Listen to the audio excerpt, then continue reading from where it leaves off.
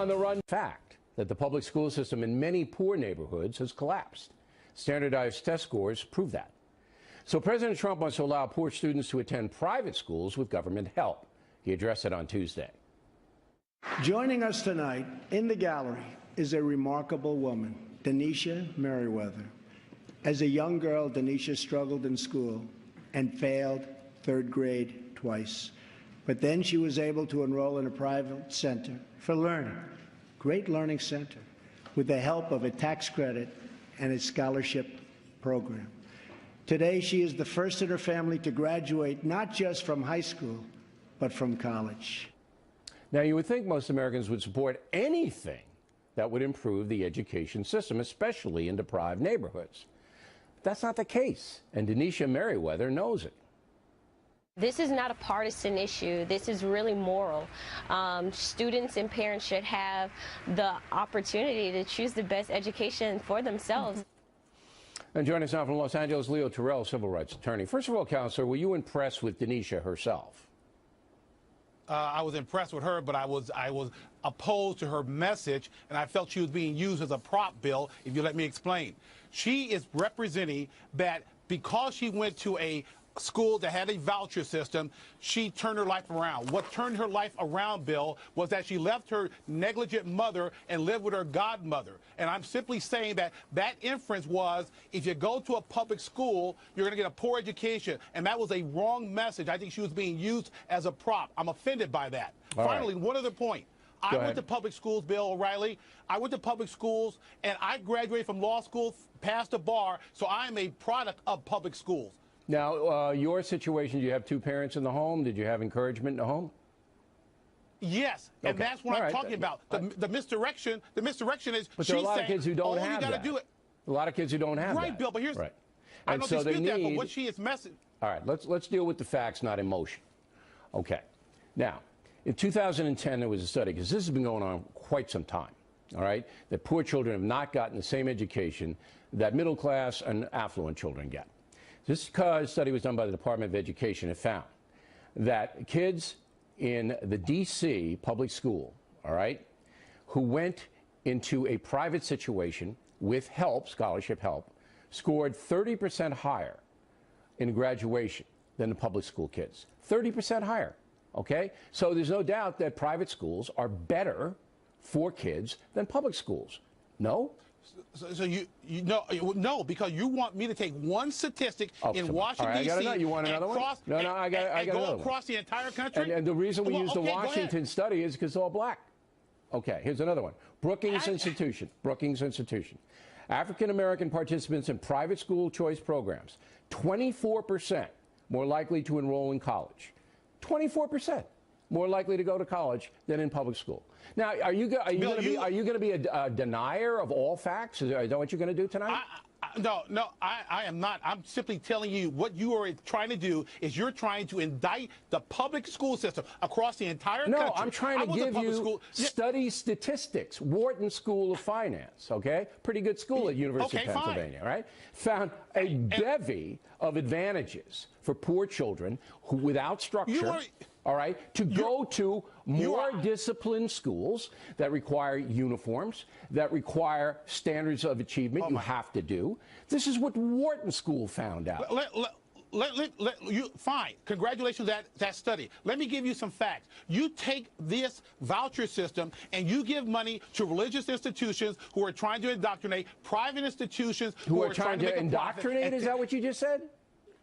Is that what you just said? To you. Yes, I did say that. Okay. Because you know what? I mean, that's ridiculous. That's bias. That's flat out bias. Bill O'Reilly, I don't want public taxpayers' money to be used for religious institutions. Let me be very clear. That's fine. You don't like it.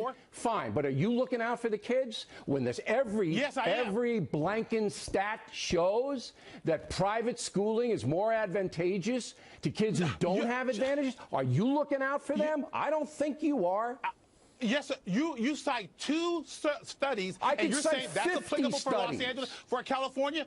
Well, I got news for you, Bill. The L.A. Unified School District is doing fine. Thank you very much. We have academic decathlon winners here. We have people who are outstanding public school teachers. Right. You're indicting every public school teacher across. Oh, it's not. You're denying. No, it's not, Bill. You're denying. all right?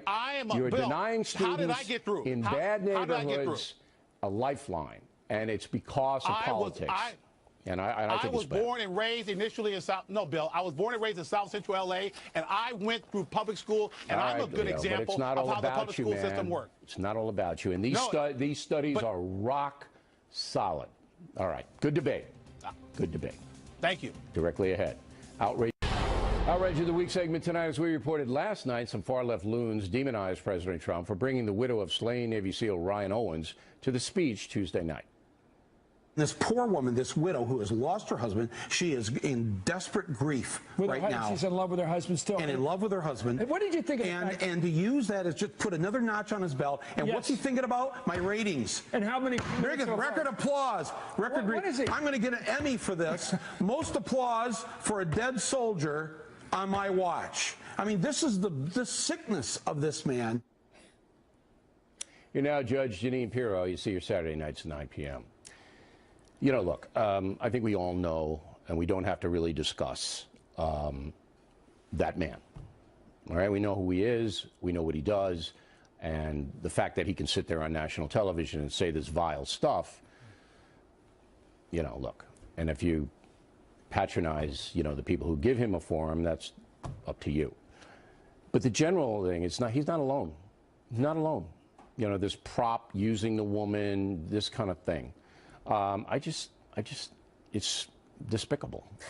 Well, it's not only despicable, but it is blatantly political, it's transparent, it is disgusting, and it's small. But more than that, it's part of their agenda. It's divisive. And, you know, I just want to say one thing. For that man to look at this woman and call her a poor woman, and to say that she's being used. I mean, first of all, Moore ought to know that she's not a poor woman. She could take him, if you look at those guns, in a second. She is a strong, brave woman. And the fact that Congress, both houses, applauded tells me that both sides of the aisle understand the respect that we as Americans owe to members of the military. That man is fringe. And everyone else who's criticizing this widow and also the widows of all of those killed in the military. I'm just wondering what the presidents of the networks that do this are thinking, because we're going to roll another piece of tape, and this is on ABC News. Go. I thought that was so exploitive. I thought he exploited that widow. My God, how do you exploit the woman who is grieving over the loss of her husband, the father of her children, when you sent him there without the appropriate ground support? You know, that woman has no idea what that mission was, number one. So she's speaking about something she doesn't know. And to imply that this widow is incapable of making her own decision about where to go and how, you know, to basically grieve about her husband is so insulting to her and other women, is it not? It is, and for a woman to make that claim and say she's being exploited as if she can stand in the shoes of Karen Owens, the wife of the Navy SEAL, is quite presumptive. So you've got to think, you know, in the halls of power at these networks, I mean, do they have any... Are they hearing this kind of thing? Bill, I worked at ABC, and it was a while back, but Bill, it could never have happened when I was there. It's about ratings now. That show's dying. Well, maybe that's why they're doing everything they can. You think that's going to get ratings? I don't think so, but I don't think much of that comment or anything that they say it's there. just so... I think that turns off 85% of the American public. They're going the same thing you and I are going. This is outrage. It is outrage, and 78% in the Snap poll said that, you know, we do owe her. They had a positive reaction. Right. And these people are small, divisive. They have an agenda. And you know what, Bill? It's going to play out for the next 4 years. And I think they'll destroy themselves. I really do. I'm of the opinion that this crew, this far-left crew, is going to destroy themselves. I agree. Judge Pirro, check her out Saturday at 9. Plenty more ahead.